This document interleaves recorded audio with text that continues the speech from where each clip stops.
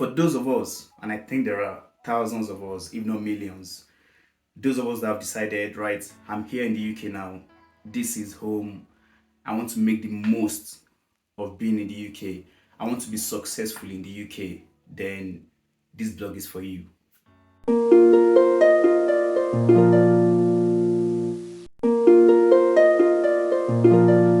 Right, some warning. So this is not going to be coherent, this is not scripted.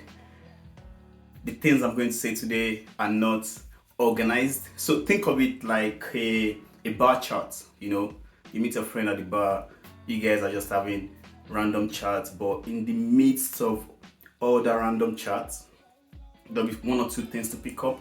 Your friend will pick up some things from you, you pick up some things from your friend. So see this as that kind of conversation, and it's going to be, even though there's no one responding to me, it's going to be sort of, conversational in nature, the way sort of the message is going to be shared on here.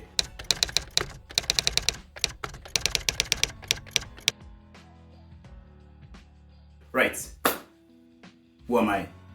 My name is Enoch, and I've been told by quite a few people to have a platform or start something where I can share some of my stories, some of my experiences, being here in the UK, and some of the challenges I've had, the successes I've had, and see if somewhere in my random conversations you can learn one or two things along the way. And hopefully over the coming weeks and months and years, I get to learn as well, because if I'm trying to share information with you, sometimes I meant to go do some research. So I bring something in, learn something, and then I share it with you ultimately. So that's why I'm starting this blog, basically because I was told I should do it. And sometimes when someone tells you, the second person tells you, the third person tells you, oh, you're good at this, maybe you should do this, you start thinking, yeah, maybe they're right. And essentially,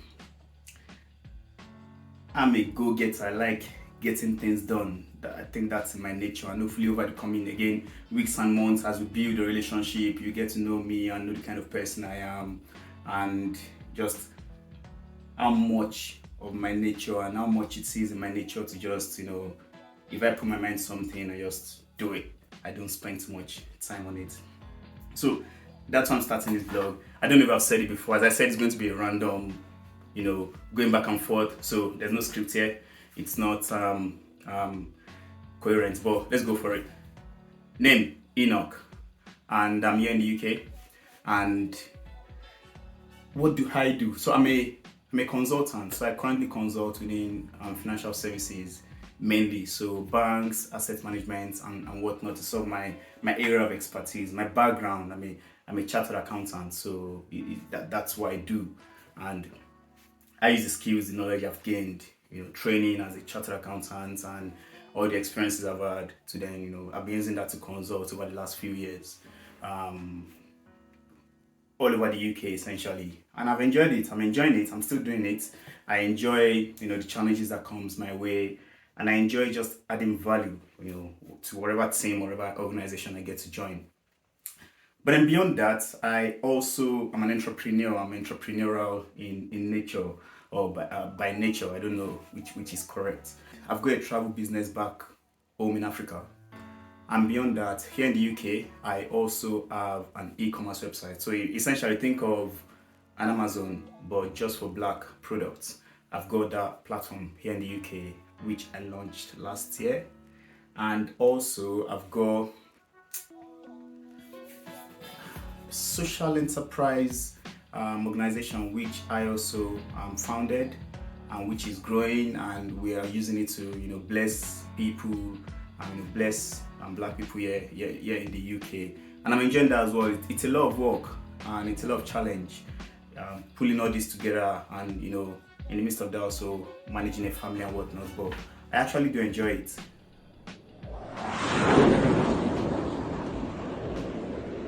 What's the purpose? What am I trying to share essentially? Why are we here? Why am I here? Why do I want you to be here? I think the key reason, I'm originally from Nigeria. I relocated to the UK a long time ago, and I made the decision to make UK my home. And I know there are some people that come to the UK, spend a few years here, and decide this is not my home. I want to go back home to wherever it is they've come from, be it in Africa or Asia or wherever. But I've decided to make UK my home. My kids will make UK their home. My wife has also decided to make UK home. So for those of us, and I think there are thousands of us, if not millions, those of us that have decided, right, I'm here in the UK now, this is home, I want to make the most of being in the UK, I want to be successful in the UK, then this blog is for you. And when I say successful, what do I mean by successful? So successful is, there's no specific, you can go in dictionary and they'll give you a definition of successful, but so my definition of successful is to be financially okay. And okay, but when I say financially okay, that varies.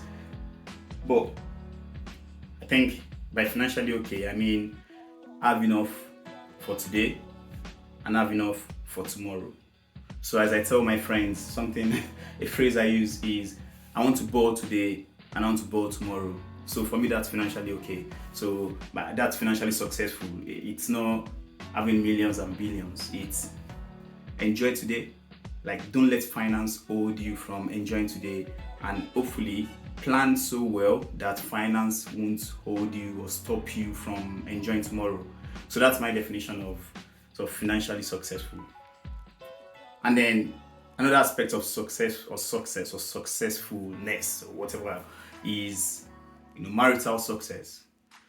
I'm married, I've got kids. So again, this is personal. For me, I love peace. I love my peace of mind. And to have peace of mind for me is me being happy, wife being happy, kids being happy, then life is good. And that sounds very simple, but when you unpack it, it can be quite hard. Being happy in a relationship, being happy in a marriage, and making, or if you're fortunate enough, your better half also being happy. And for me, marital success is nailing that on its head, or at least trying on a daily basis, making an attempt to nail it on its head. And again, that's something I'll be sharing some tips and sharing some experiences, and we'll all go on a journey together to continue to nail it on its head. I'm not an expert. I've not been married for 30, 40 or 50 years, but I've got a few things I can share, and hopefully over the years we'll all unpack a lot of learning, lots of sharing. Maybe in the future we'll bring in experts. We don't know, we don't know where this will go, we don't know where this could go, but that's of the marital success side of it. And then another part of success for me is, which is very important, it's probably more important than marital success and financial success, is health. Health. You could be a billionaire and you could have it all, but if you don't have good health, it's almost pointless. Like being able to wake up, I consider myself very blessed, and when I start counting my blessings, I usually count it from my health. I wake up this morning, I can get on my 2 feet, and I can see, I can feel, I can touch, I can hear.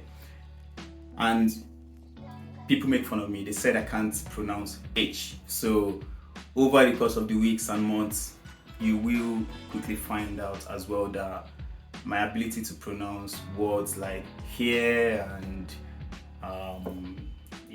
H, I'm terrible at it. So forgive me. So this is me apologizing in advance. But I'll try. I've been trying, but I probably won't nail it. So maybe that's one of the successes I'll be sharing later again as well. Pronunciation success. But back to the topic. I deviate. Back to the topic. So, like physical health, really important, especially what we've seen in the last 2 years. Like we've lost a lot of people. So everyone has lost someone. An uncle, a distant auntie, a brother, a father to COVID, and COVID is of no one's doing. When COVID gets you and takes you, there's really nothing you can do about it. But however, it's actually it's brought death closer to home. And I mean, for me personally anyway, it's made me sort of start to evaluate my health options more. What am I eating? How much am I moving? How much sleep am I getting? How much rest am I getting? So I mean, I'm a very busy guy. I know everyone is busy, and everyone says they are busy, but I speak for myself. I'm very busy. So my January to Decembers are pretty packed and heavy, and it's just go, go, go. And when it's time to rest, I don't play with rest. When it's time to rest, it's rest, rest, rest. Just the way I'm very go, go, go when it's time to work, I'm very rest, rest, rest when it's time to rest. I don't play with it. So for example, last year December, so 2021 December, I finished work on the 17th and I just switched off. I wasn't replying any emails. People were sending me emails. I was like, I don't care. I'll pick it up again in January, and I just switched off and I just rested. Spent time with the family, watched lots of Netflix, and then actually just took time as well to just look at what do I want to do next year with my physical health, and I started planning from there as well. Like, I mean, I'm a relatively active guy. I'm not the most active guy, but I'm relatively active. So I cycle, I go to the gym, I go for walks and whatnot. But it's just, what can I do better?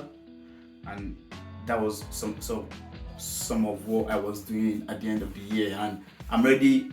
Some of those notes and those tips and sort of suggestions I gave myself last month, December, I'm already putting it into action this month. So this week, I've changed some of the way I approach my exercise, my gym routine. And health is really important. I mean, we can talk about this for the next 24 hours. Health, really important.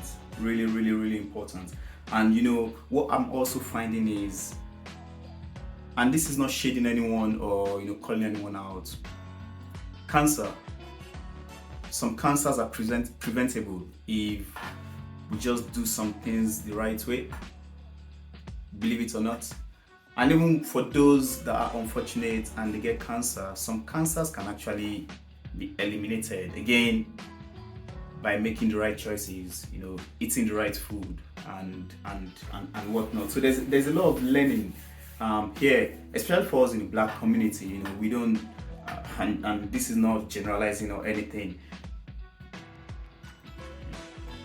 Physical health and exercise and physical well-being is not top priority. Our top priority is, I want to make money. I want to hammer. I want to be rich. I want to buy a nice house, a nice car. These things are good, and I mean, I'm not against it. I'm not against having a big house and a big car and those things. However, I think there must be a place where we need to give some time to our health as well. So having success in our health is going to be sort of the third thing I'll be tackling.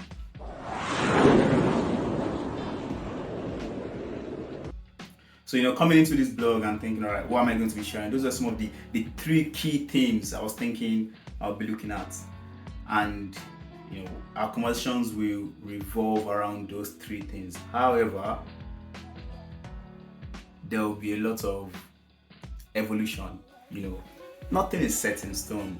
For those of you that started businesses or you started whatever in life, you quickly find you start with an idea, and then over time that idea sort of goes in different ways. So this is where this blog is going to go. We're starting with these key themes. However, over the weeks, over the months, over the years, it's just gonna, who knows. However, we'll try and keep everything around that theme of success. Success. spiritual success. Are you a spiritual person? If you are you nailing that as well? And this is not me preaching to anyone. If you are spiritual, whatever spirituality is for you, whatever it is, are you nailing it? Because we need that spiritual well-being as well. As beings, as humans, we need to be grounded spiritually in whatever it is we consider, whatever it is we believe in.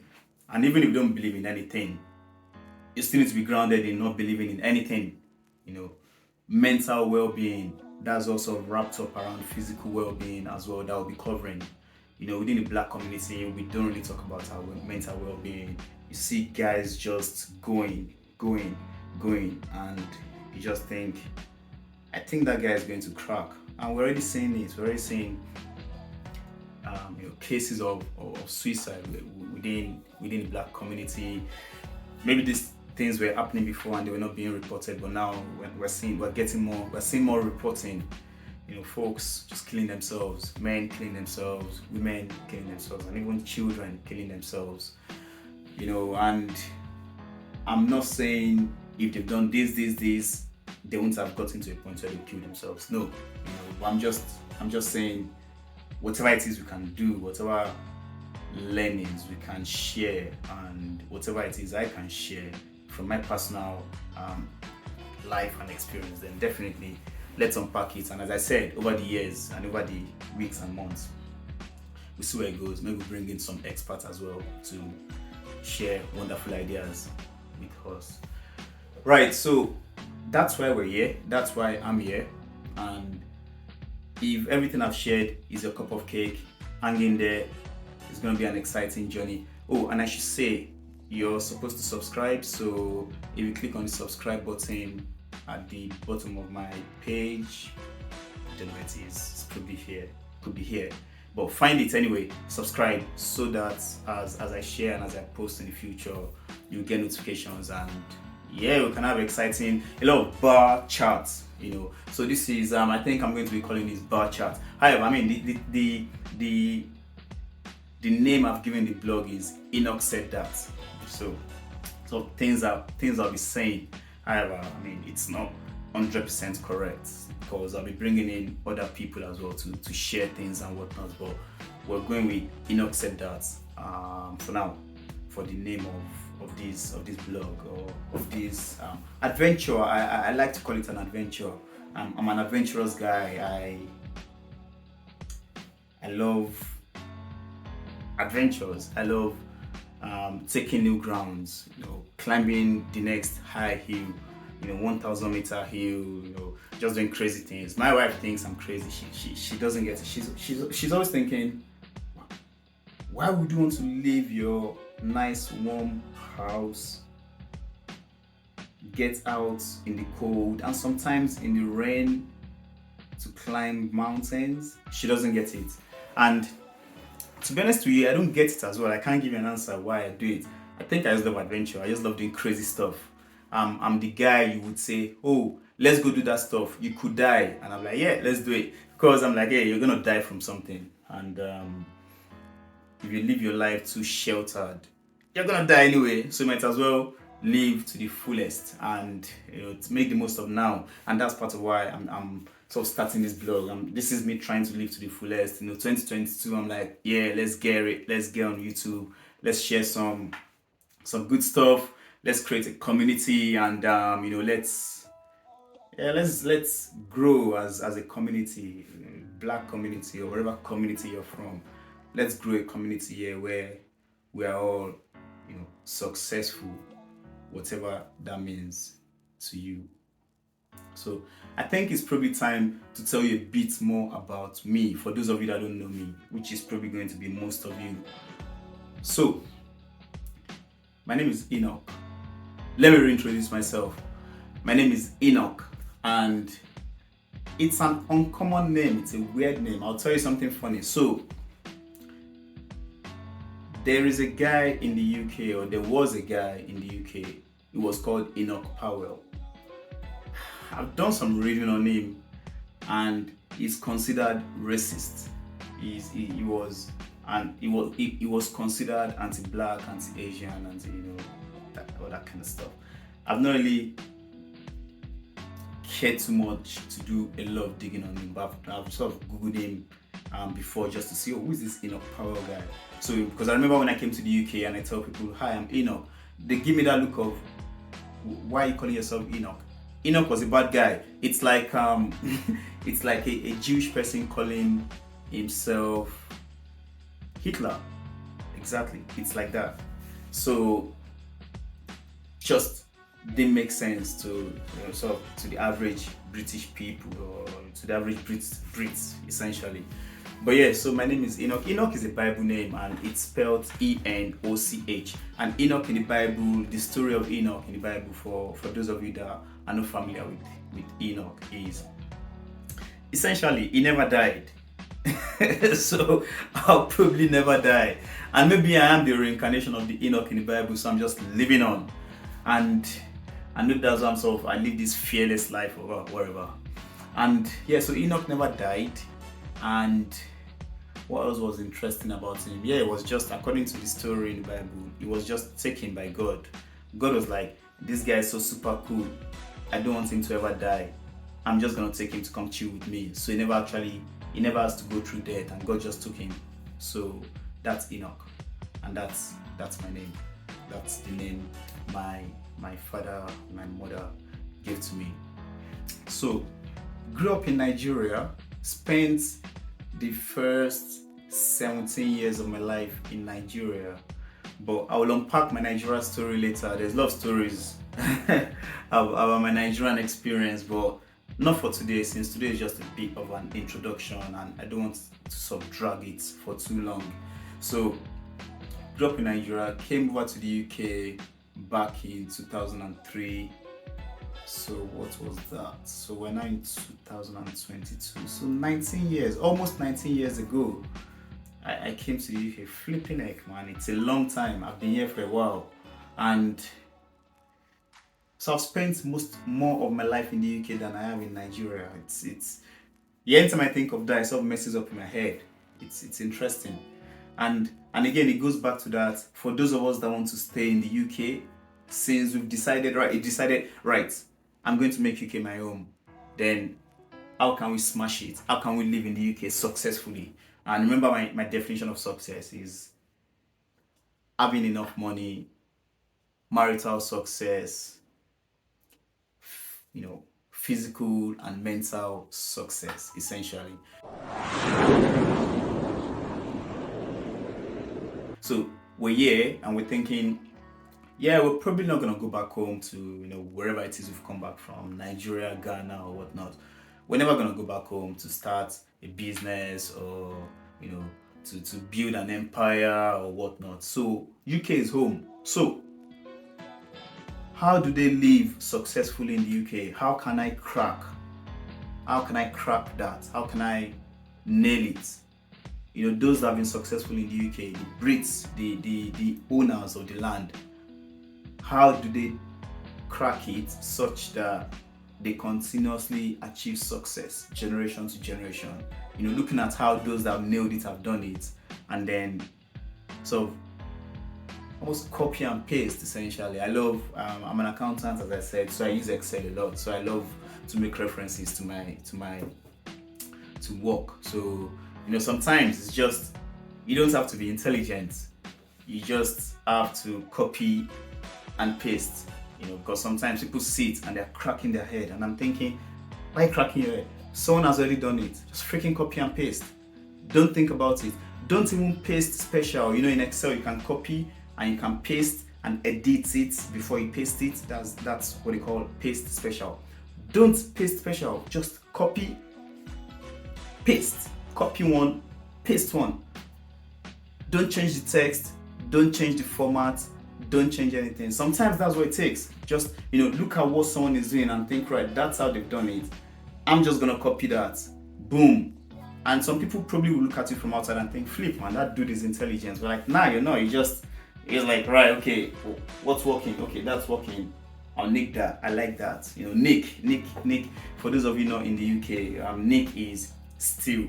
I'll steal that idea and I'll just, implement it. Boom, and that's it. Sometimes that's all it takes. And hopefully that's some of what we'll be doing on this blog. I'll be coming up with some ideas.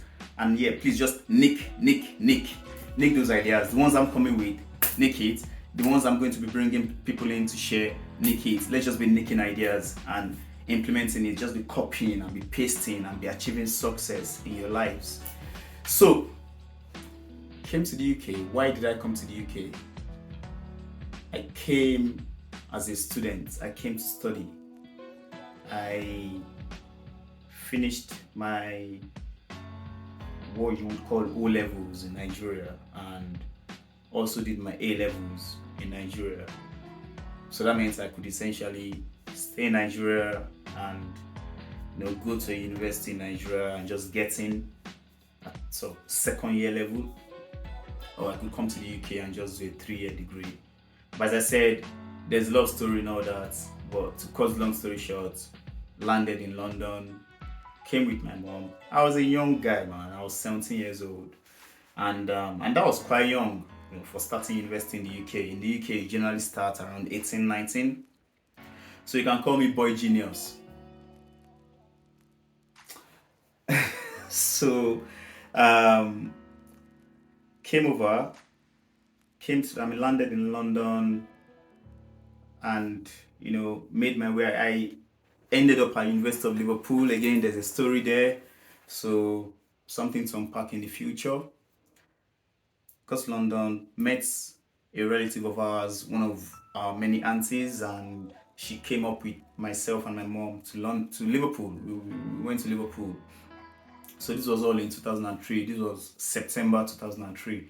Long time ago. Happy memories.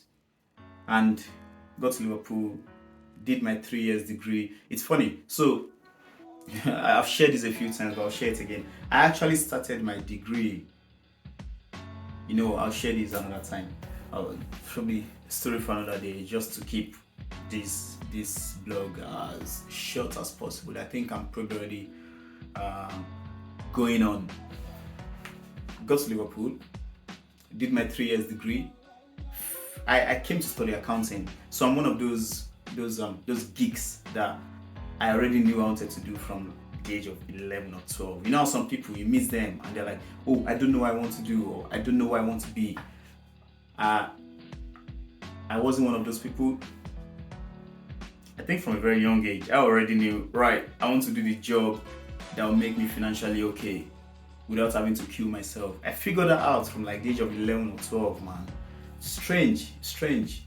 And again, if you're growing up in Nigeria, you think through economics, you think financially. So I wasn't gonna go into art or anything fancy. I was just gonna go into accounting, work and get paid well enough. I mean, not rich, but live comfortably. I think that's always been sort of my driving force, is to live comfortably. I've never chased the life of wealth, like mad wealth. I mean, if that comes my way, that's fantastic as well. But I think it's always been about living comfortably. And I thought a career in finance, a career in accounting would probably give me that. And it's worked out so far. Thank God. So,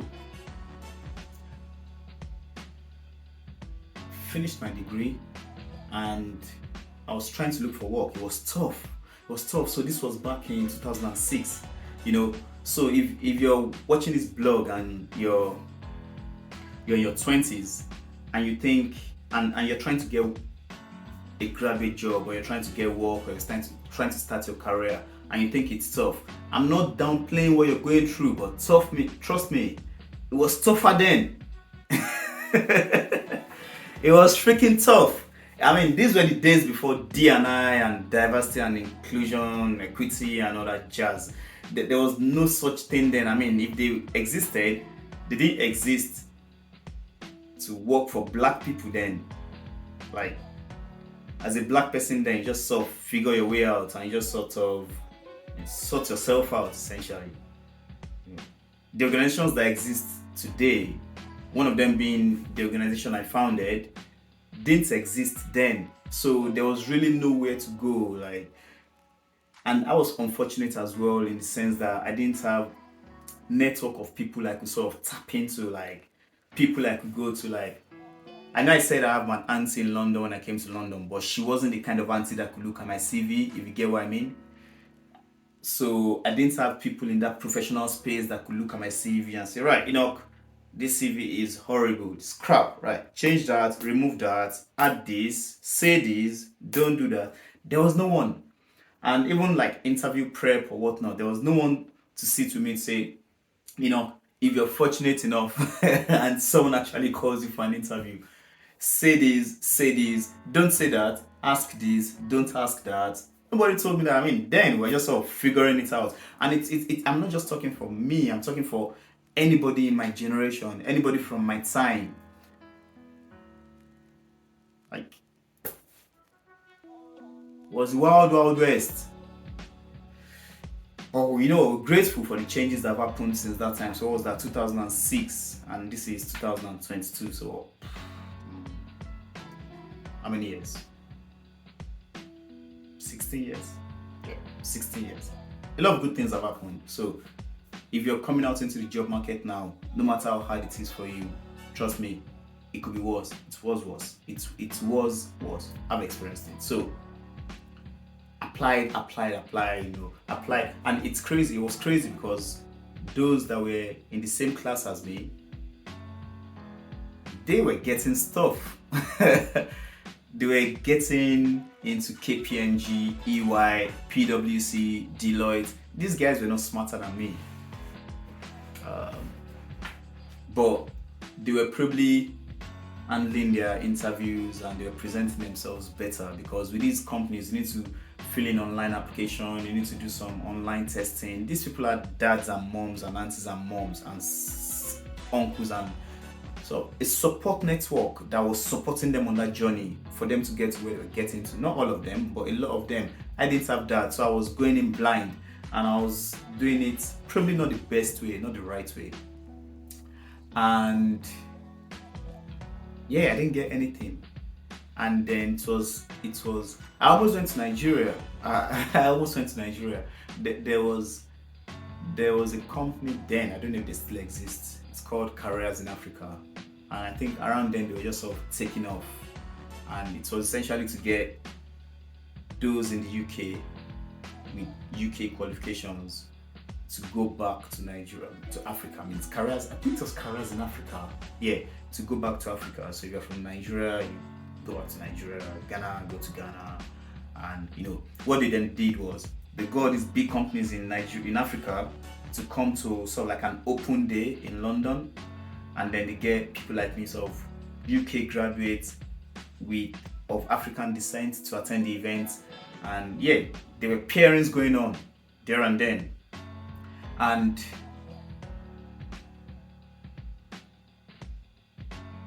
I went through the whole BP process, British Petroleum, because they were big in Nigeria and they were also recruiting.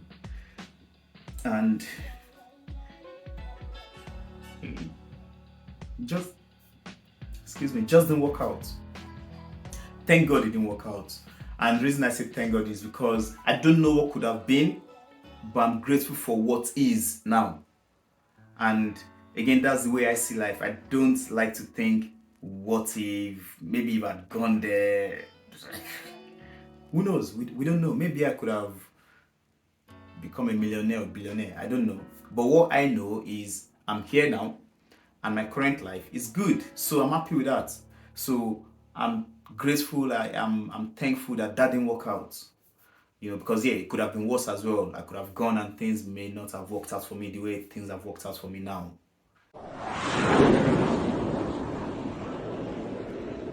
So I remember I got to the interview stage and I came down from Liverpool, went to London. They've got this massive building. I can't remember now. I met some interesting people then, and it's funny. My life has been I've met a lot of interesting people on my journey, and I've lost touch with these people, and sometimes some of them just sort of sort of flash in my head, and I remember spending moments with this person, but then this person is no longer in my life, and that I feel a sense of loss. And these were the days before social media and people keeping their number forever. Those days people just change numbers, and then once they change numbers you just lose touch with them. So I've lost touch with some really good people that I spent a chunk of my time with, months, sometimes years, and then circumstances change, maybe they move, I move, something happens, and then you just lose touch. But then sometimes they flash back into my head, and I remember, I see a picture, I'm like, Mike, Flip, I've not seen Mike in a long time. I wonder what he's doing now. Like, I had such a great time with Mike. We spent like 2 years together in Edinburgh, or in Liverpool, or Stirling, or something. But anyway, I met some interesting people, some really good people during that process. Anyway, it was an assessment day. So these were the days when you go in and they just assess you for the whole day. It was tough. They call it assessment day and they mean it. They assess you for the whole day, from morning till late afternoon, essentially like a full working day. And I was just assessed, and everything was going well. I was smashing it, and at the end, I was sitting with some of the panelists. And it was just a conversation. It wasn't, it was a conversation. It wasn't sort of tough questions. And I think at that point, I was either very exhausted, or the way I see life, I think it just wasn't meant to be, because if it was meant to be, that wouldn't have been where I failed. I would have failed earlier. And it was at that point that I just failed. I was just messing up at the last stage, and that was the last stage for the day. So when they called me to say, unfortunately, you've not been successful, I was really interested. I was like, right, tell me why. And they said, that last stage, do you agree as well? And I said, yeah, I agree. Yeah, that was horrible. That was rubbish. And it was painful then, because come on, I was 20 years old. I was 20 years old, and these guys were promising me a nice place to stay in Nigeria, a car with a driver. They're going to pay to move all my belongings to Nigeria, like for 20, and the salary, I can't remember, but I do remember my mindset then, which was, wow, this is a lot of money for a 20-year-old guy. Like, this was probably the money my dad was earning in his 40s, and I was going to be earning it in my 20s.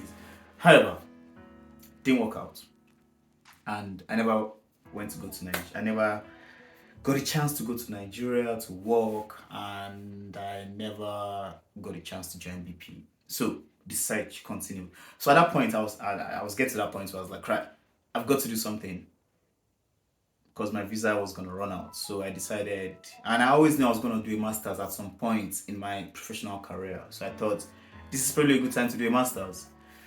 Get out of the way, learn more stuff. I'm not a big believer in studying.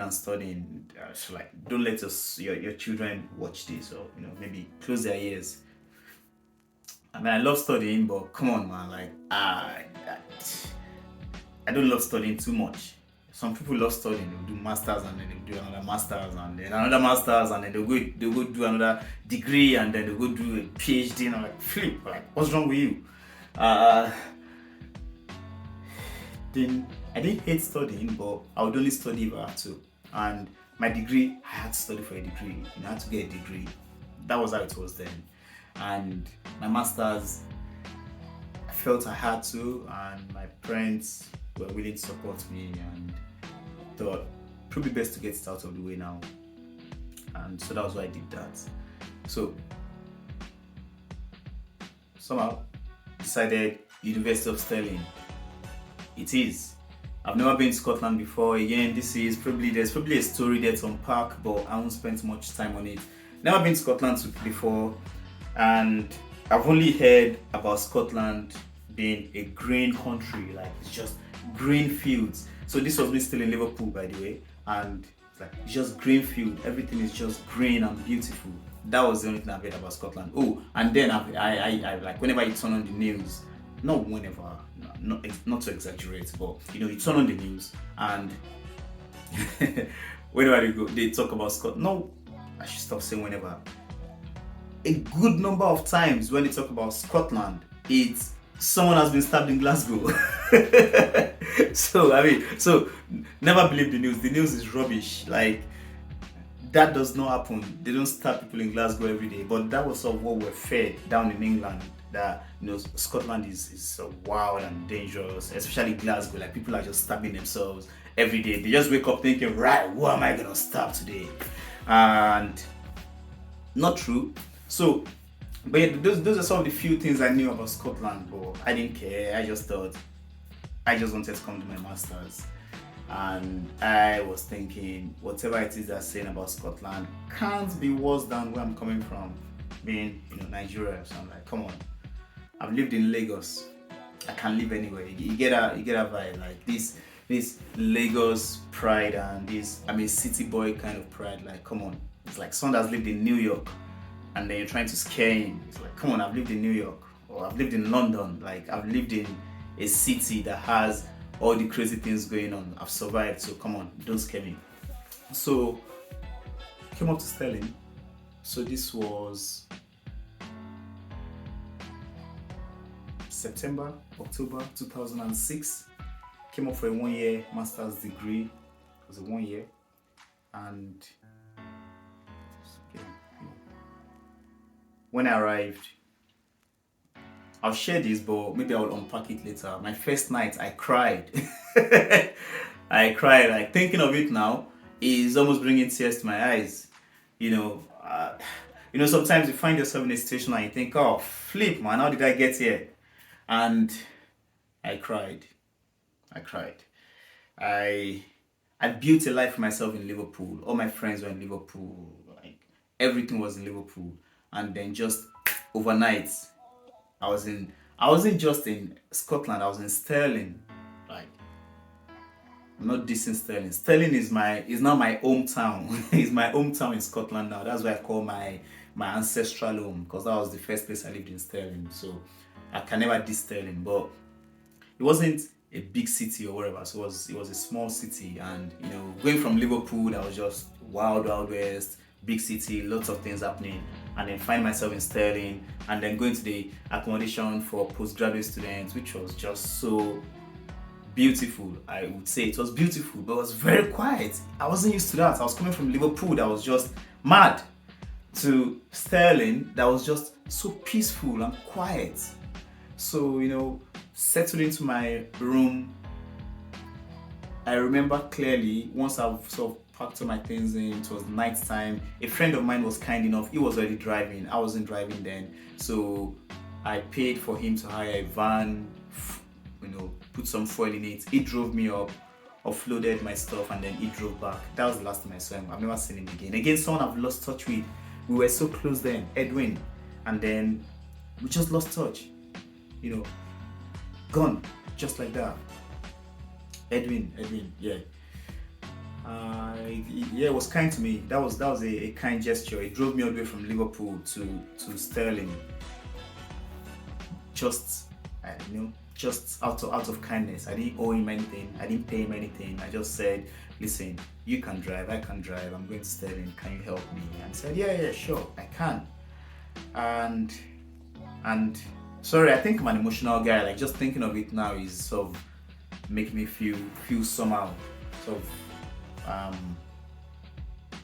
just acts of kindness. And that's why I try my best every day to show kindness to people, because I've met so many people in my life that have shown me so much kindness. So unwarranted kindness, undeserved kindness, they've just been kind to me. And I always try every day to pay that forward to people I meet. So whenever someone comes back to me to say, thanks for being kind to me, you didn't have to, you don't know me, but you're kind to me, I feel good, because I feel, I'm paying Edwin back, I'm paying this person back, I'm paying this person back, but I'm not paying them back. I'm paying them back into this stranger's life, someone I don't know, but I'm in a position where, I can bless them with something, maybe with my time or with my expertise or with my advice. And sometimes that's it. It's not all money. A lot of the times it's not money. It's just spending time with people, especially when you get to I think the stage I'm at in life now. I've learned some things, I know some things, and I think spending time with people and sort of passing down some of the knowledge I have is very valuable to some people. So just catching me, I block out everything, even if it's 30 minutes and I just devote that 30 minutes to that person, sometimes it's worth more than money. So whenever I get to do that myself, I feel so much joy. And I'll share a quick story, diverting. A guy, I don't know this guy from anywhere. He reached out to me on LinkedIn. That's the sort of professional networking platform. And professional social media. It's still social media, but so you're trying to be, you're not posting a picture of your food and sort of the random stuff people post on Instagram.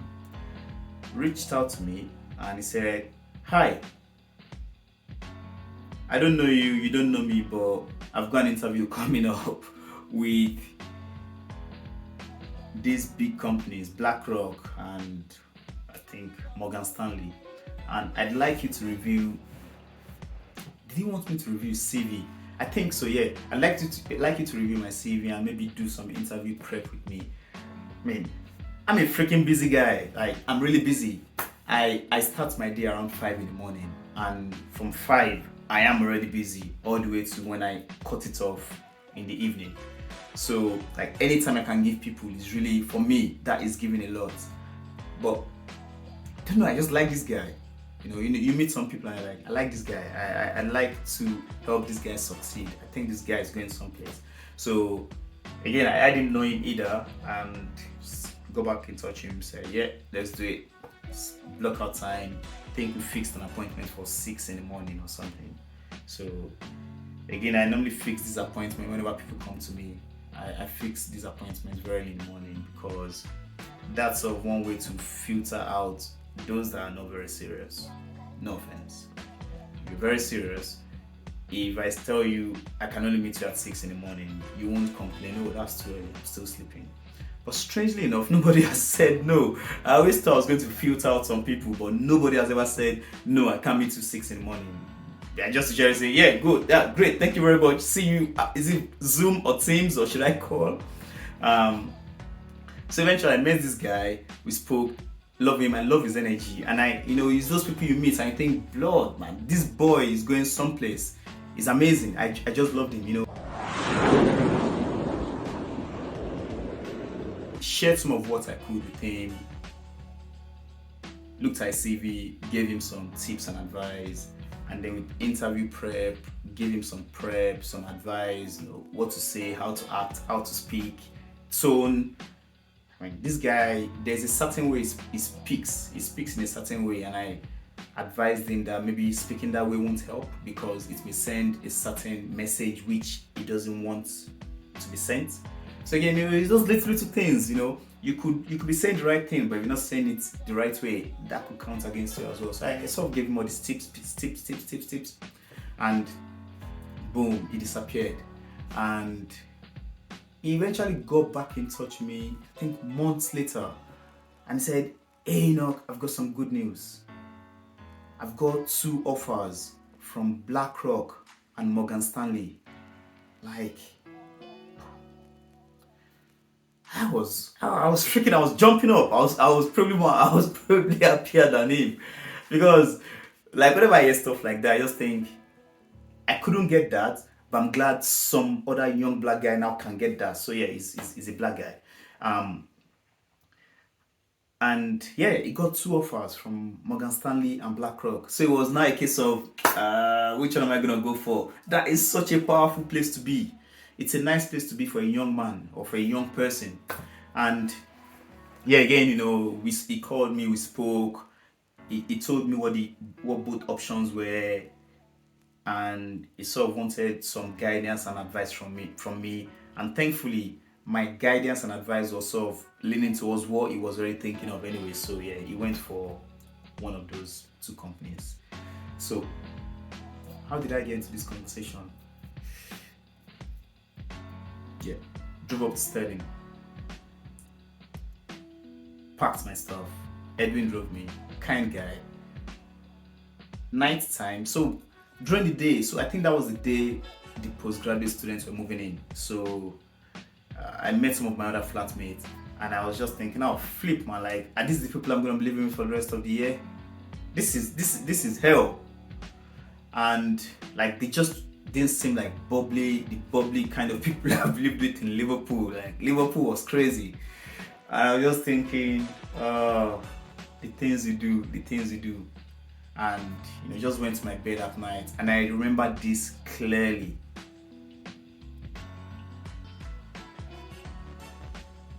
I was, I should I say I lie down or I lay down? I lay down in bed. Listen, I'm not an English professor, so if I don't get some words right or some phrases or sentences right, leave it, okay? Don't pay too much attention to it. So I lay down. I'm pointing here because there's a chair here.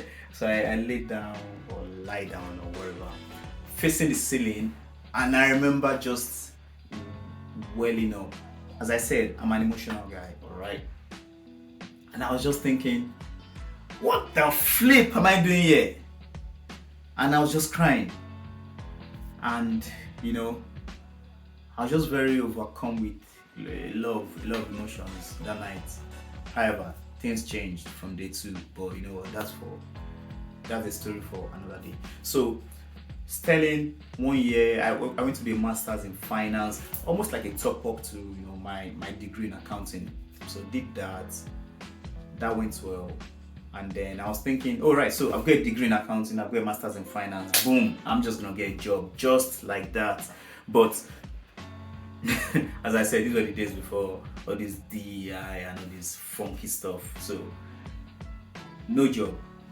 I applied. And when I say I applied, I mean I applied a lot. There was actually a day recently, must have been in the last year, because I tell people that I put out hundreds, and when I say hundreds, I don't mean 100 or 200, I mean 300, 400, 500 applications. When I tell people, I'm sure they give me that look of, yeah, right.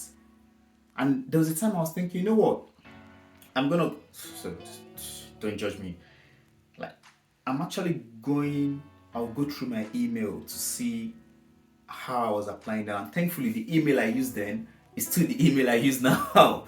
So imagine scrolling through 15 years of email. So I scrolled, I got there. And when I got there, and just, emotional again. I was just scrolling through those emails from 2006, 2007, and just the rejections, just non-stop rejections. Unfortunately, you've not been successful. Unfortunately, like, flip you guys, man. Don't tell me unfortunately.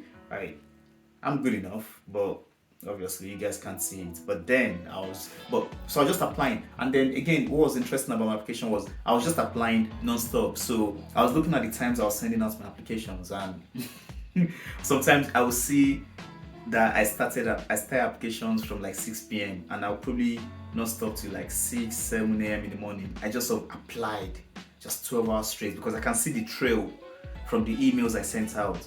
And when I saw that, it was emotional for me again, because I'm glad things worked out.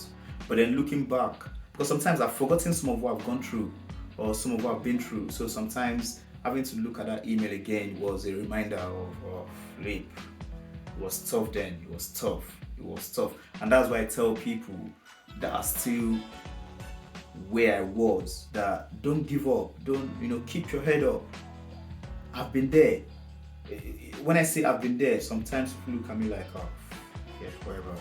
I have been there. I've been rejected. Many times. I've been at that place where there was no hope, there was no more way out. I've been there. Just keep going. Stay positive. So, finished Sterling. Wanted to move to Glasgow. Because then I don't know why.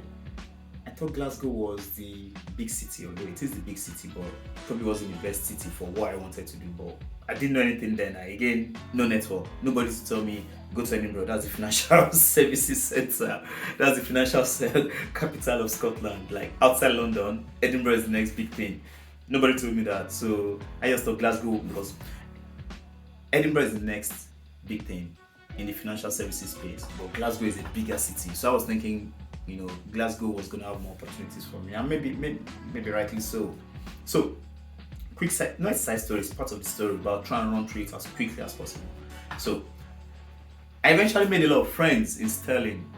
It turned out to be an amazing adventure, and my flatmates had an Italian, a Greek, and 2 Chinese, and through my 2 Chinese flatmates, I made friends with a lot more Chinese students from class and whatnot, and one of them, we're very friends, rubbish, we're very close, and she got a 2-bed flat in Glasgow, and maybe during one of our random conversations, it came up like, oh, what are you doing after Sterling? Or I can't remember how the conversation went. Maybe, what are you doing after Sterling? Oh, I don't know. Oh, I've got a 2-bed flat in Glasgow and I've got a spare room. Do you want to take this spare room? Yes, I'll take the spare room. Maybe that was how it went. I can't remember, but something like that anyway. So at that point, my mind was, right, I'm going to Sterling. I'm going to Glasgow. I've finished my master's. I'm going to Glasgow to try and, start cracking to get a job. So the plan was, let's go view the flat so I can decide if I wanted to take it or not. Went to Glasgow. Probably my first time in Glasgow, I can't remember, but went to Glasgow anyway. And what I liked about the flat was, looking at it now, it was a crappy flat. I think I'm a bit too spoiled now, but so I can say it is a crappy flat now, but then that was amazing. It was right at the city center. It was next to the Glasgow Buchanan bus station. So, if you know Glasgow Buchanan bus station is in the city center, and then this flat was right next to it, and it was a high rise, high. So it's those ones where there's peace. There's peace in the lift and on the stair, wherever, everywhere it's just smelling. But I didn't care about that. I'm a simple guy. So I was like, you know what? This is central. I live up in the sky and I can see the whole city. Sounds like heaven. And the rent wasn't that crazy. So, however, when we got to the flat, got in, the landlady, the moment she saw me, she's Chinese.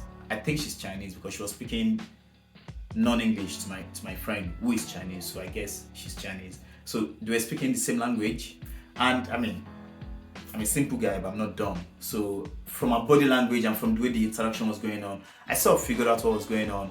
And what I translated it to was, who is this guy you brought into my flat?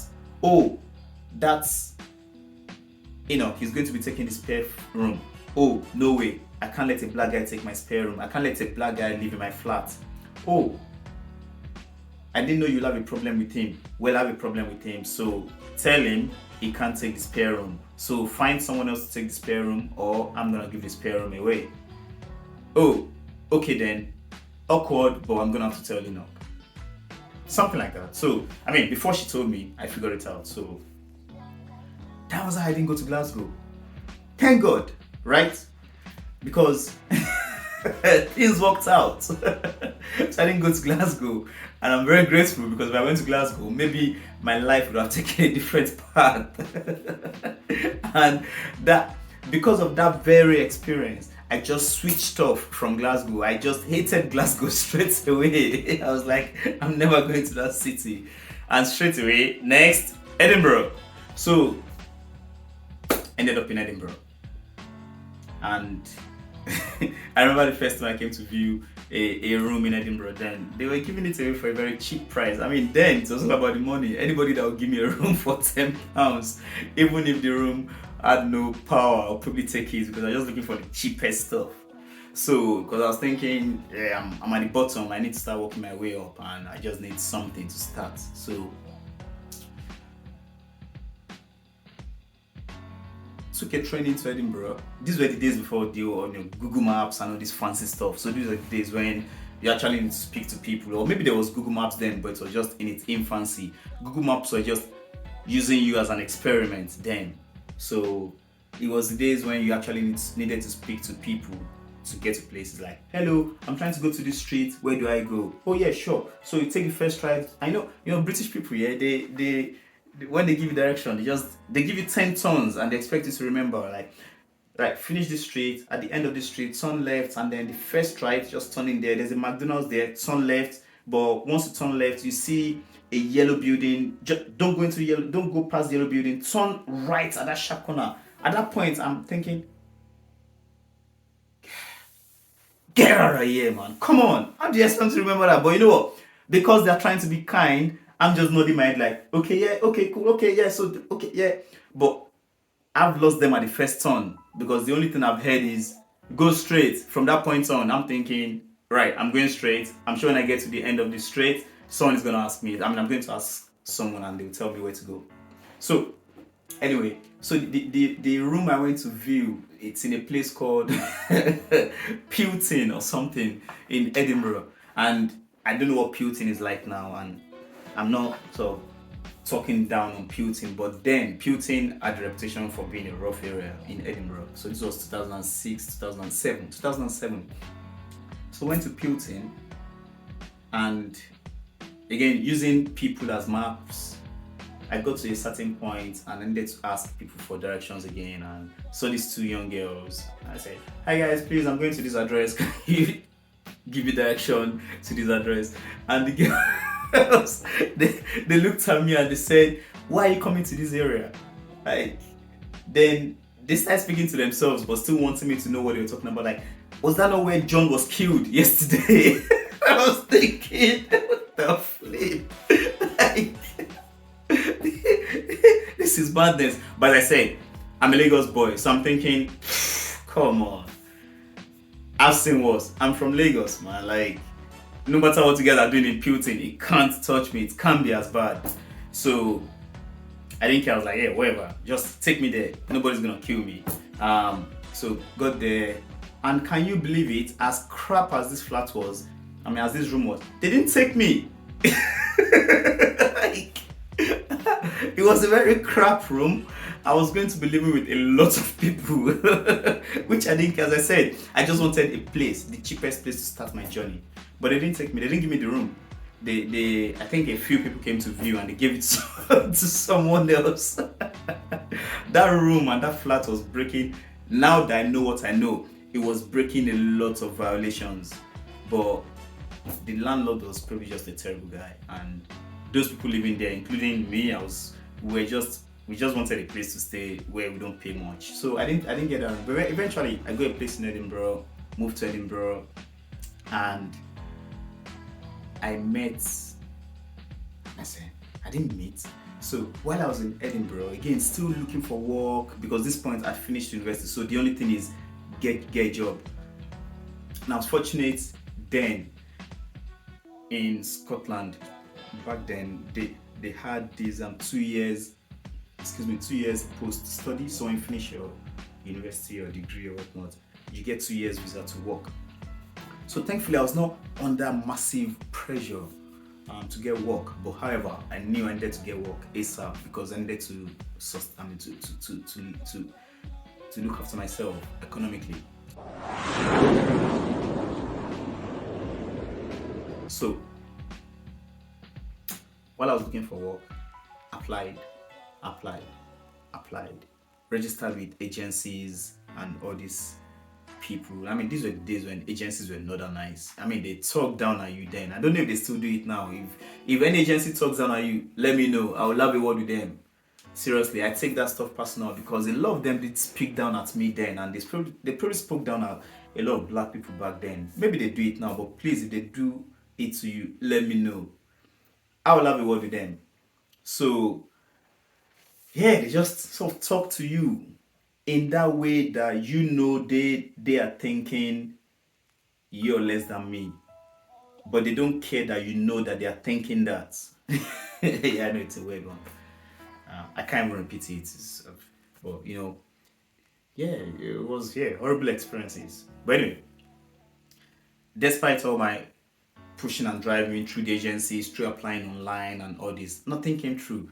My first breakthrough, my first work breakthrough came through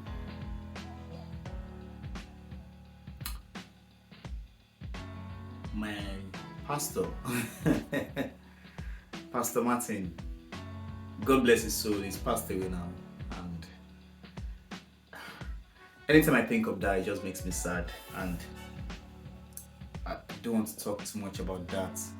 So, but Pastor Martin called me. So I as I said, I spent 3 years in Liverpool, and I was attending this church, and the pastor was Pastor Martin, and he almost took. I mean, there were a bunch of us guys in Liverpool then.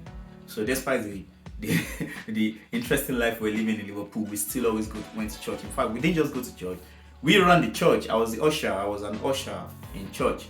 So Pastor Martin loved us because he could bank on us. We were the ones that went in early in the morning, opened the church, cleaned it up, set up the chairs, set the whole thing up. So he sort of took us as children, as his children, took us under his wings. And Pastor Martin gave me a check-up call. Like, hey, how you doing? Just checking in on you. How's things going with you? And I said, yeah, I finished my master's. I'm trying to get work. Nothing was happening. And he said, oh, I know someone in Aberdeen. I can't remember how the story went, but he knew someone in Aberdeen that maybe recruits in finance or something, or is a recruiter or something. So he's going to connect me with that person. And I said, okay, thank you very much, sir. But deep in my head, I was thinking, what the flip can Pastor Martin know that can help me? Pastor Martin is a pastor. Like, what help can he possibly render? I had no faith in that call or in the assistance he's trying to render. However, I said, hopeless man, I'll take anything. So I followed the process. I think he said I should send my email to a certain person and whatnot. So thank God I did. And I did, and the person got my email and said, oh, Enoch, maybe they called me, maybe my number was on my CV. So the person called me and said, oh, Enoch, I've seen your CV, but I can't help you. However, I know someone that can. So he passed my CV on. And then this person got my CV and then said, okay, Enoch, I've seen your CV, but I'm not the one that recruits for finance or accounting, but my colleague does. So he passed my CV. So this was the third pass or second pass, whatever. And then the third person that got my CV. I think a job must have just come in at that time, and he was probably looking at that job, and then my CV must have come in and must have looked at my CV and look at the job and think, this job is for Enoch. And then he called me up and he said, Enoch, there's a job that I think is good for you or you're a good fit for. Do you want to go for an interview? Well, so I said yes, and I went for the interview, and that was like my first break. Sherlock, Pastor Martin, God bless his soul. That was how I got my first break, and it was a good job as well. It was with a big company. It was with Enoch and I'm. Then it was Scottish and Newcastle, but it's now Enoch and I'm. For those of you that don't know, Enoch and I'm is one of the biggest drinks company in the world. They're big. So yeah, I joined them in Edinburgh as a finance analyst. And it was a 3-month contract, and then I think they extended it for another month or something. And I was fortunate as well. So I got to Edinburgh in August, and before coming to Edinburgh, I was already looking for work in Stirling. Like, it was an ongoing process. Nothing happened. Got to Edinburgh in August, and I think I got a job in September. So I was only jobless in Edinburgh for like a month. However, I'd been jobless for months and even maybe a year before then, because I've been looking for work since I finished my degree. And yeah, got there, started, and while I was there, I finished in January 2008. and then I was jobless again. But this time I was more confident that at least, thank God, I've got something on my CV. You know that thing they say, UK experience, that always crashed me because they go on with this UK experience. I'm like, I'm not going UK experience. One of you need to give me UK experience. So who's going to give me UK experience? You. Thankfully, Heineken gave me UK experience. So thank you, Heineken, for helping me break into the UK job market. And so I think I was jobless again for another 2 months or 3 months, and then another contract came through with RBS. So I got a job with RBS, and that's my shortest job ever. I think I was only there for 3 days or 4 days. So I'll quickly, right, let me time it. 1 minute story. Start. I went for the interview. The guy interviewing me was an absolutely annoying guy. I mean, this guy was young, probably my age. He's not, not to talk down at him or anything. He's not gone to university. He's not going to go a master's. So this is me looking at it from my point of view. I've got a degree, I've got a master's. This guy's gone to school. He's just gone into RBS straight away, and now he's talking to me anyhow. At the interview, he was very rude. So this is not me just saying he's talking to me anyhow. He was actually rude, intentionally, and he was saying things like, the reason why this vacancy exists is because we fired the last person because he made a mistake. So if you make any mistake, we're going to fire you. Freaking does that? Who does that? Do people still do that today? If they do, please let me know, because I don't get it anymore. If someone talks to me that way now, he or she is gonna feel it. But back then, you just take whatever you get, really.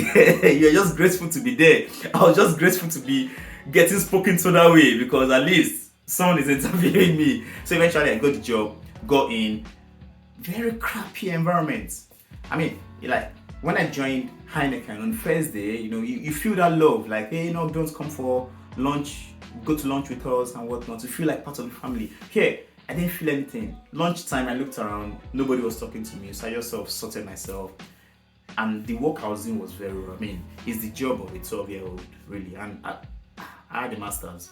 So I was thinking I wasn't saying this is rubbish. I was just thankful I had a job with RBS. So I was thinking, having RBS on my CV was good as well. So eventually, while I was there, I think my 1 minute is up, right? So while I was there, on the second day or third day, I got a call from an agency saying, Enoch, we've got a job at Aegon. Do you want to go to the interview? I said, I've just started at RBS. So, the lady said, up to you if you want to go.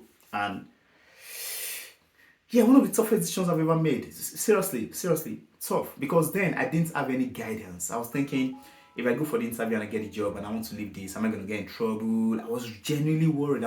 It's one of the most troubled parts of my life. Believe it or not, it may sound silly, but seriously, I was thinking, these guys are going to get me in trouble. They'll go speak to the UK BA, UK visa people. They will mess me up. I was genuinely scared. But you know what? I still went for it anyway. I went for the interview at Aegon. Lovely people. Ruth and Andrew. I think it was Andrew, the guy, the two people that interviewed me. Lovely people. I still thanked them on LinkedIn a few months ago, because sometimes I flash back at some people that have just been amazing to me, and I just put a public thank you to them. They've probably forgotten about me, but they were part of my story. So went in, interviewed, and as I finished the interview, as I was going back on the bus, I got a call from the agency like, Enoch, they love you, don't want to start right away. I was like, no, you've gotta be kidding me. I was thinking, what am I gonna do? So I was scared. I can't remember if I told them yes, I'll start or whatnot. I probably said yes out of excitement. Ooh, I've got a new job, and I'm leaving this silly guy that was just rude. So I must have said yes, and then I was thinking, I'm gonna have to tell the agency that got the RBS job for me. So I called this lady. I remember I was scared. I called her, and she was very horrible to me. Horrible. I never forgot her as well. I went to check up on her recently. I know you may think why, but some people that they've hurt you. I went to check up on her. I don't feel anything for her anymore. I don't hold anything against her, but you still remember some of those people that did nasty stuff to you. And she's on LinkedIn and she's working at, I don't know, Aberdeen or something. And she probably hasn't forgotten about me. No, she has forgotten about me, but I remember her. So she threatened me. She said, hey, if you should leave this work, if you should leave RBS, you're never gonna work at RBS again. They'll blacklist you. You never get a job through our agency again. Blacklist you. Proper threats for a 21-year-old boy with no guidance. I had no one to go speak to say, listen, this is what's going on with me. Is this normal? Should I be scared? There was no one to speak to. I was genuinely scared at this point in my life. But you know what? Lagos boy, I was like, everything will be alright. Everything will be alright, as they say in Lagos. Last, everything will be okay. So went left RBS after 3 days. Madness.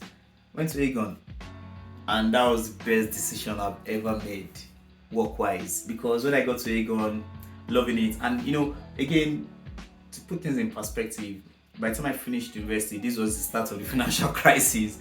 I don't know what age you are, but if you're around in 2007, 2008, it's not a good time to finish university. It was horrible. I mean, markets were falling, companies were folding up, big corporations were collapsing. It was hell then. But somehow I was still able to get a job with financial companies. RBS was one of the ones that was really struggling then. They were really, eventually, for those of you that don't know, you know what eventually happened to RBS or happened with RBS.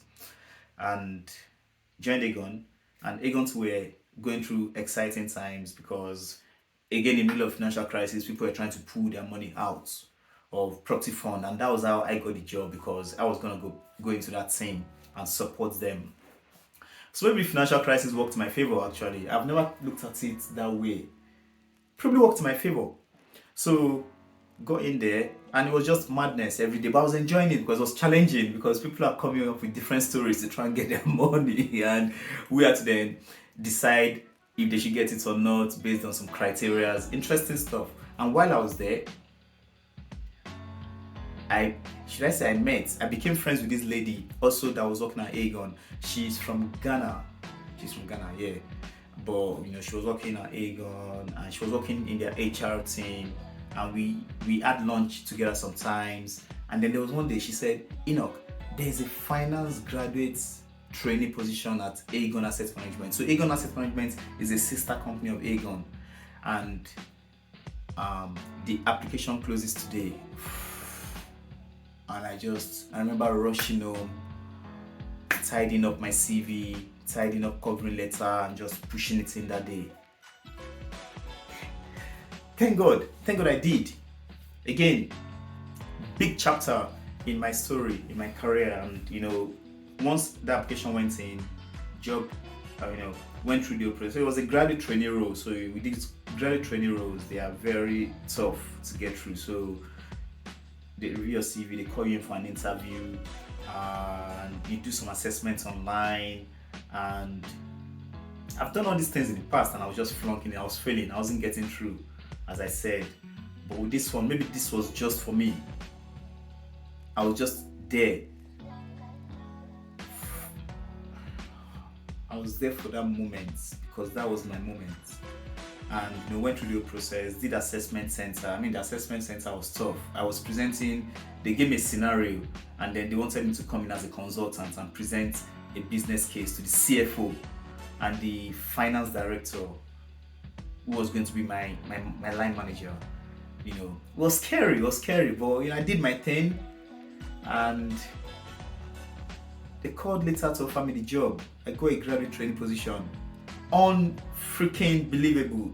After all the rejections I've had, I get graduate training position, and with graduate training position, it's sort of the best way to start your career, because they'll take care of you, they'll pay you well, and they'll pay for your exams and qualifications. So with Aegon Asset Management, I wanted to do ACCA.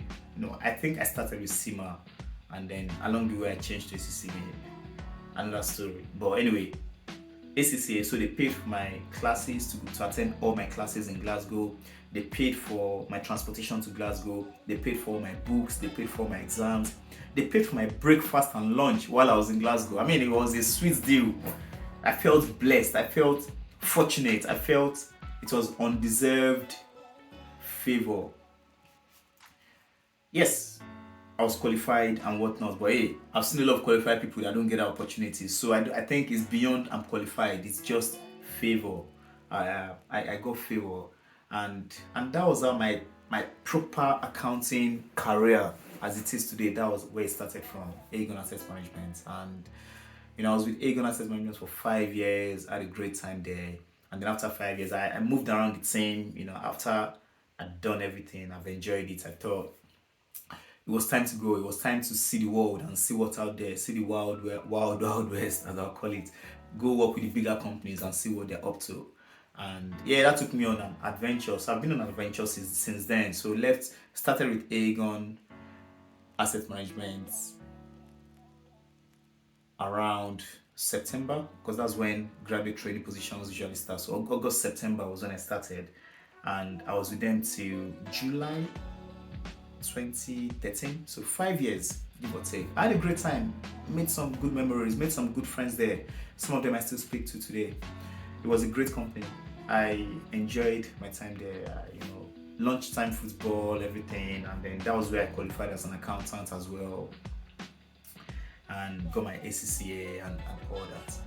So after I went to Lloyds Banking Group. After Lloyds Banking Group, I went back to RBS. So that lady that was lying, she was lying. RBS didn't blacklist me. Went back to RBS. After RBS, I went to Sainsbury's Bank. After Sainsbury's Bank, I went down to London, to Barclays at Canary Wharf, and yeah, that was crazy times, because I was traveling down to London every week. So this is what I do. I work Monday, I work from home. Monday evening, I fly out, and I get into London on Monday nights, like late nights, sleep, and then I work Tuesday, Wednesday, Thursday in Canary Wharf, and then Thursday night or Thursday evening after work to the airport, and Thursday night fly out, get into Edinburgh. Thursday night, work from Edinburgh on Friday, spend time with family at the weekend, work in Edinburgh Monday, repeat. So I did that for 15 months. Strangely enough, I enjoyed it. So anyway, did Barclays Bank, and then after Barclays Bank, did Standard Life Aberdeen. Now they are called Aberdeen. And then after Aberdeen, yeah, I'm now with Odemo Bank. So that's been my career journey. I've moved around a lot within financial services, but I've always been within financial services, so asset management, banking, and whatnot. So why do I enjoy it? What I do is usually sort of project oriented, sort of going into fixed problems, and I think that's where my strength lies. Making changes, driving changes, rather than doing the same thing every day. So that's my career journey. That's the journey I've been on. Some of the lessons from there is, networking, leaning on people, making the most of people around you. And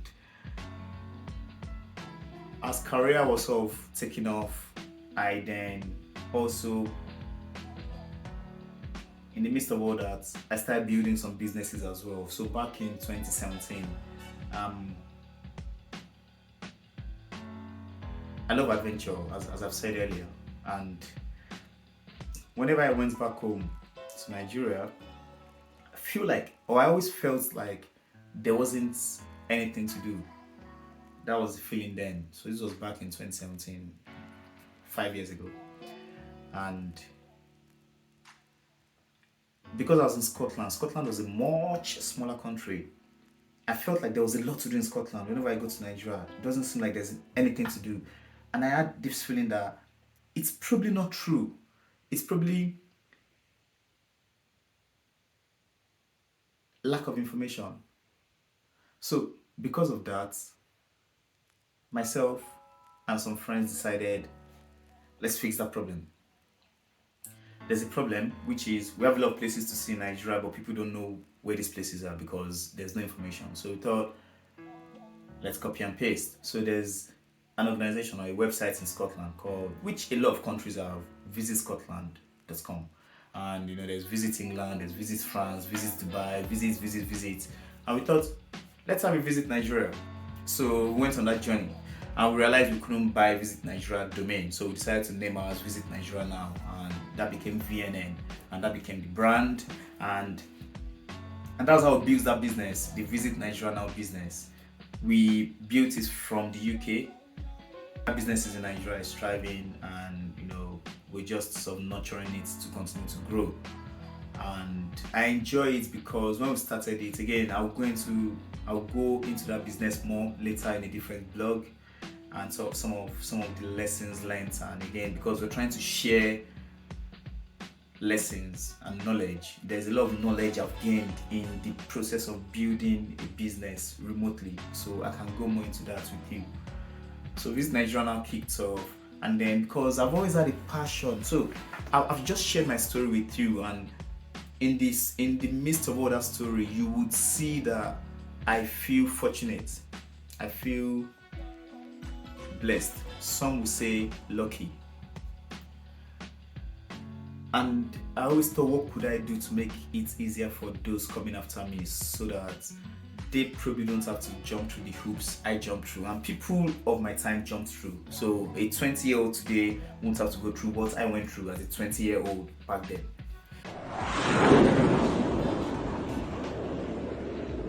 So I didn't know what to do, but eventually, again, I'll go more into this, but in a nutshell, I started an organization called Edinburgh Black Professionals Scotland.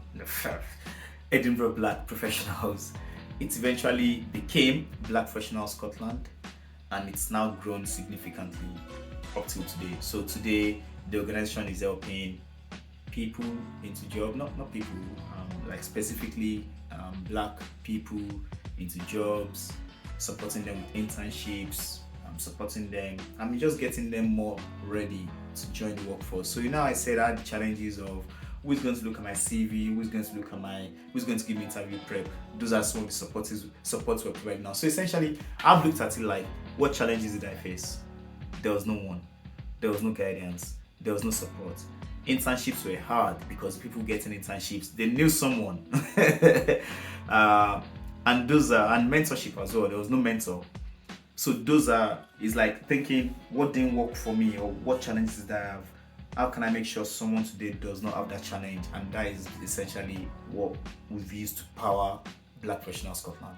So again, growing, 2022 is going to be an amazing year. It's going to take up a lot of my time, but it's all good because we're going to be hopefully impacting lives and also supporting organizations.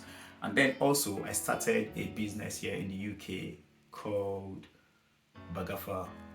And Bagafa essentially was a response to the challenge my family was facing, and I know a lot of black people face, which is, inaccessibility to black-centric products, of Afro-Caribbean products, of Afro-Caribbean fashion, Afro-Caribbean health and beauty products, Afro-Caribbean books, Afro-Caribbean food, and all these things. And you can go online and search around the internet to find these things. However, I was thinking, why can't we have a home for everything, where you can find everything under one roof? And that gave birth to Bagafa. And that was how Bagafa started. And again, launched that last year, 2021. And early stages, but I'm excited about where we can take that business to. So, outside my career line, my consulting, accounting, and all that, all the ventures I've gotten into, I got into them on the back of, it always starts with, there's a problem, and then there's that, I can fix that problem, and let's fix that problem then. That's sort of my mindset. There are some problems I can't fix, so I don't bother with it, but the ones I see and I think I'm interested in it. So it's not just there's a problem, I can fix it, but if I'm not interested in it, then I don't get into it. There's a lot of problems out there, but I'm not interested in it, so I don't think I'm passionate enough about it. Travel and adventure, I love it. That was why I started VNN. Black Professional Scotland, I'm passionate about supporting black people because I've been there, and I'm just trying to make sure other people are not there. So I'm trying to help them jump the queue that we couldn't jump. So trying to help them jump that. So that was why I started BPS, again, solving that problem. And Bagafa, again, the e-commerce website.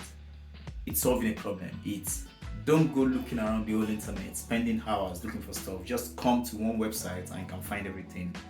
And that was how, again, we decided to build that, because I love e-commerce, I love technology, even though I'm an accountant.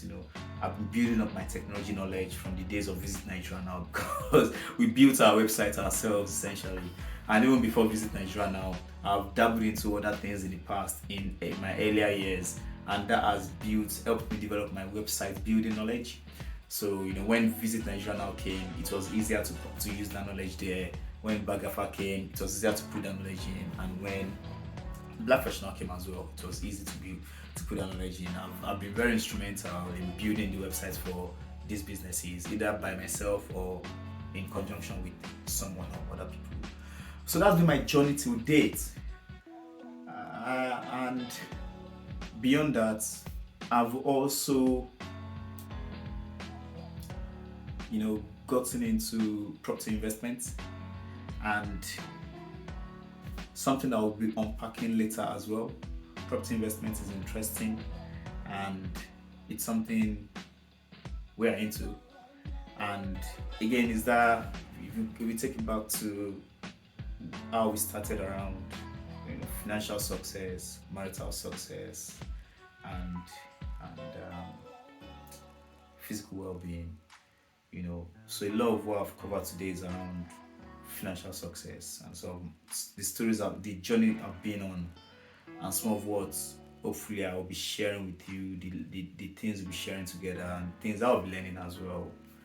And on the marital success side, I've not touched on how I met my wife. Again, I'll share that in a future blog, maybe the next blog actually, and how we live, how we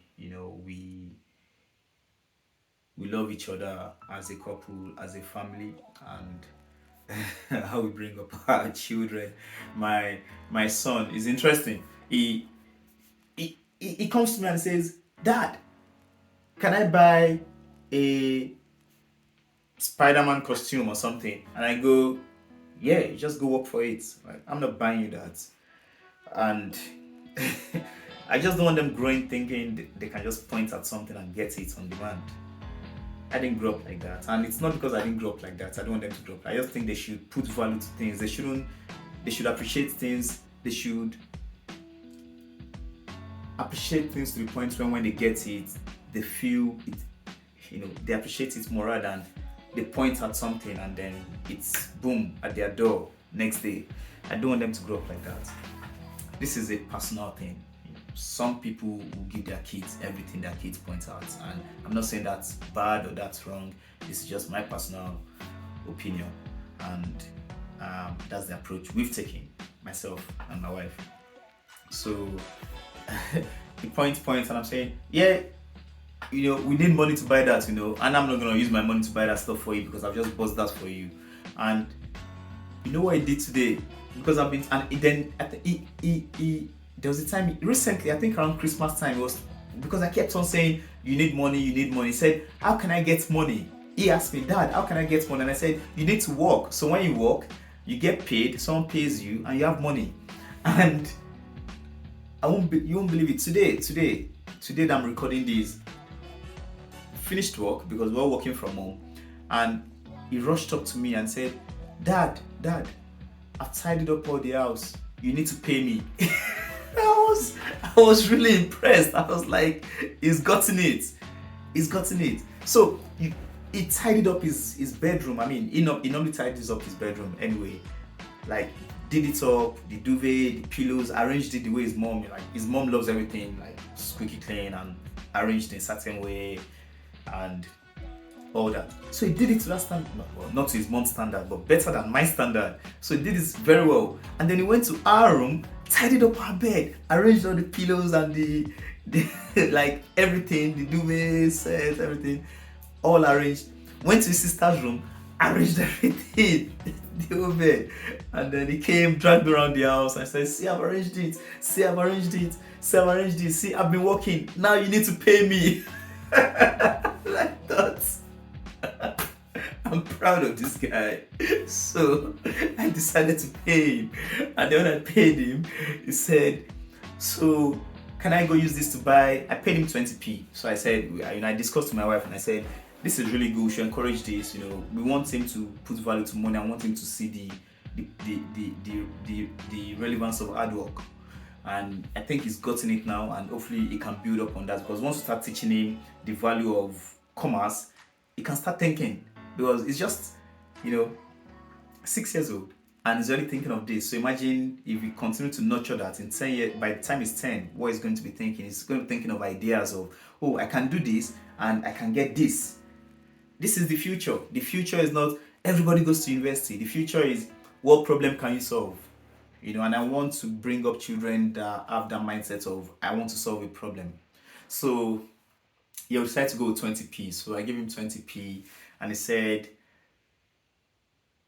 how many days do I need to work to have $5? I don't know where he got dollars from. He must be watching a lot of TV and a lot of YouTube or whatnot, or kids YouTube. And I said, no, don't spend dollars in the UK, we'll spend pounds. So he said, how many days do I have to work to get £5? And I said, okay, so 20p per day. So, worked it out. And I said, roughly a month to get £5. I said, okay, I'll just keep working every day. Then he started negotiating. He said, can I get, instead of 20p, can I get 40p tomorrow? What if I do this tomorrow? Will I get 40p? I was like, this guy is amazing. I said, no, we'll keep it at 20p. And actually, anytime you do anything silly, you don't get 20p, no matter what else you've done. So yeah, there's a lot of negotiating going on. But the main thing is, now he's going to see value. So he won't just be pointing at things anymore, because he knows, to get those things, someone has to work. I'm working, your mom is working. So, don't just be pointing at things, and it's going to start maturing, getting some maturity in that sense, in that area as well.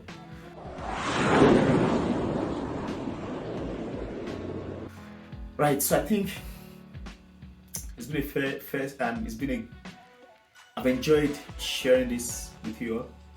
I hope you've enjoyed it. And I'm looking forward to a lot of exciting conversations, albeit it's one-way conversation.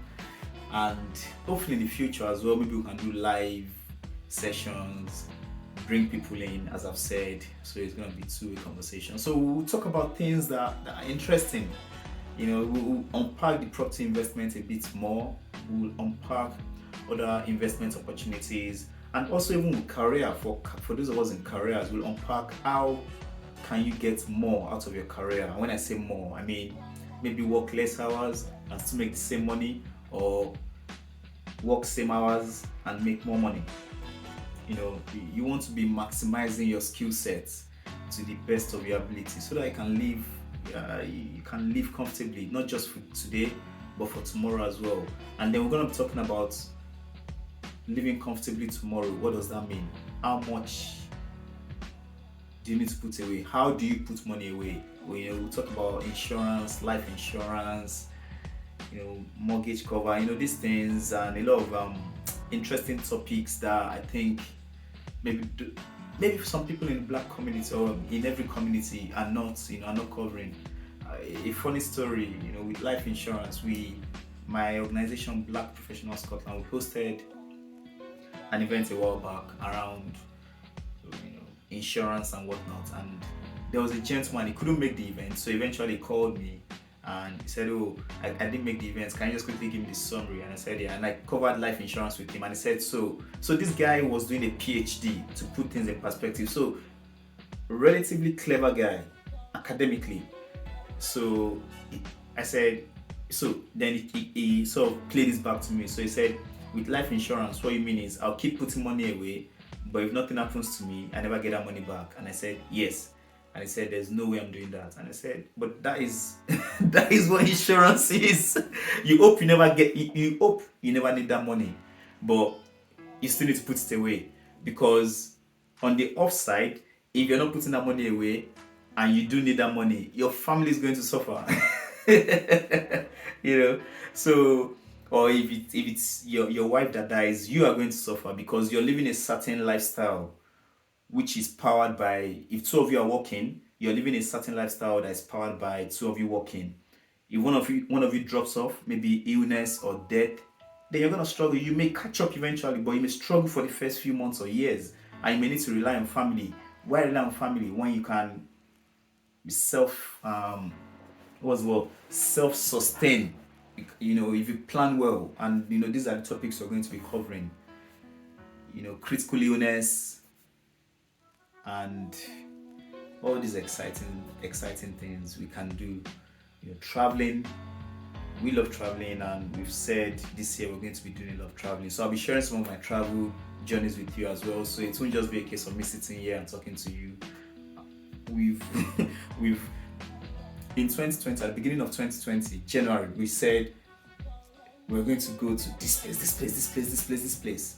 And then, so this was in January, and then March, COVID, and everything just cancelled. So that happened in 2020. 2021, we didn't do much as well. However, we said 2022, we've got to get back to traveling. So I just booked a trip today actually. So just myself and my wife. Again, around that marital success, what we try to do is, we've got children, but ultimately, these little people, they are gonna leave us one day. My son is gonna go off with some girl one day and say, "Thank you guys, I'm going off with my wife." And my daughter will be like, "It's been lovely knowing you guys, I'm going off with my husband." And then it's just going to be me and you. So I always tell my wife, I love my children, and I know not a lot of you will agree with this. So again, this is just Enoch said that. Is what the blog is called. I love my children, but you're my priority. You take precedence over the children. So I will always, do things to favor you first before the children. Is how I live my life, and I think that's where she lives her life with me as well. And we try to do things together outside the children. So we try to go on holidays together. We try to go to the movies together without the children, because we want to live our couple life, our husband and wife life, not just daddy and mommy life, which we do as well. But we're not just doing daddy and mom, we're also doing husband and wife. And we like to call ourselves boyfriend, girlfriend, like, "Oh, you're my boyfriend, my girlfriend." Try to keep it young. And exciting journey we're on. I probably should have been saying this every 5 minutes, but subscribe, like, somewhere, share, subscribe, like, share. It's gonna get more interesting than this. I can't promise you, but I think so. So do that. Subscribe, like, share, subscribe, like, share, subscribe, like, share. If you're thinking who should you share it with people that are just starting their journey. So share it with me 15 years ago. Share it with people that by starting their journey, I mean people that are still at the university, or people that have just relocated to the UK and are still trying to find their feet. Share this with them. They need to hear the conversations we're going to be having. Share it with people that have found their feet. So share it with people like me. And there's lots we can all learn from each other, because hopefully it's going to be full of dialogue. There'll be opportunities for people to drop comments, and also comments as well. If there's something I've said that you like, comment on it. If there's something I've said that you don't agree with, comment on it, and then I can pick up on it on another post. Say, some people said this is what I think, and we can talk about it. So share it with up and coming, and share it with people that have found their feet, because ultimately we all still need to learn. And just the main thing is the audience. I want the audience to be people that have decided UK is home, and I want to be successful in the UK. Thank you very much, and see you in the next vlog or in the next post.